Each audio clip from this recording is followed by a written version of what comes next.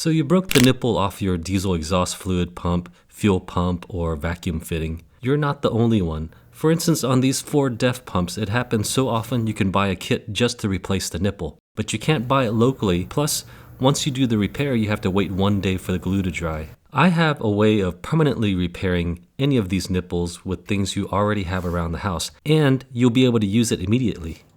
The 3 things you'll need are super glue, baking soda, and a metal tube, preferably stainless steel. The most difficult part of this repair is finding a hollow metal tube that fits somewhat snugly inside the nipple. On these Ford DEF pumps, the outside diameter of the tube needs to be about 3 millimeters. Just around my garage, I found several items that'll work. Here's a rivet. Its outside diameter is just about the right size. All I have to do is remove the pin and cut the flange off. Here's something else, the telescoping handle for this magnet. That reminds me, you can also use a piece of telescoping antenna if you've got an old radio or TV antenna lying around. If you're in the habit of working on these Ford DEF systems and you want to keep some tubing on hand, you can find these on Amazon under 3mm capillary tubing. The purpose of this tube is to give the repair support. Without it, the repair wouldn't be able to hold up to much bending or vibration. On this repair, there's plenty of room inside the pump to insert some extra tubing, so I'm going to be generous and cut a piece about 1.25 inches long. Then I make sure the hole isn't obstructed with burrs.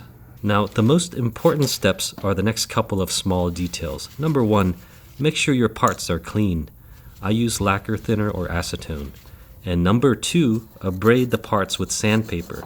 Superglue makes a mechanical bond. I discussed this in one of my paint videos. Mechanical bonds rely on the ability to grab onto objects. When you sand something, you're creating hundreds or thousands of features for the glue to grab onto. So I'm sanding this steel tube and the broken parts. Make sure you also abrade the jagged faces of the broken ends. You want a good bond everywhere. Insert half the tube into both sides of the repair joint.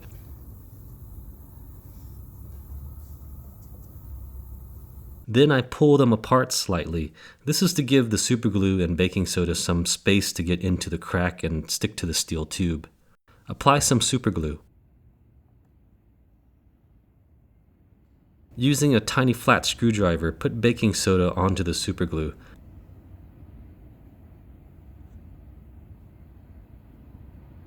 You can also put more glue onto any loose baking soda. You'll see this repair is instantly rock hard. The baking soda does 2 things. First, it instantly hardens the superglue. Secondly, baking soda gives the glue structural strength. Think of concrete, which is made of cement, sand, and gravel. Cement is just glue. On its own, it has no strength. It's the sand and gravel that makes concrete strong. The nipple for this pump has a shoulder for the quick connect fitting to latch onto, so I have to cut a relief into our repair behind the shoulder. I've got the luxury of a Dremel with a diamond blade, but you can also use a small file.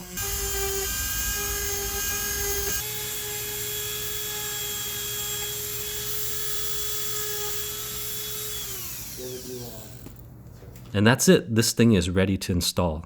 These repairs are tough and permanent. They're excellent for vacuum systems. They hold up well to water, diesel, and gasoline, so they're ideal for all kinds of small repairs.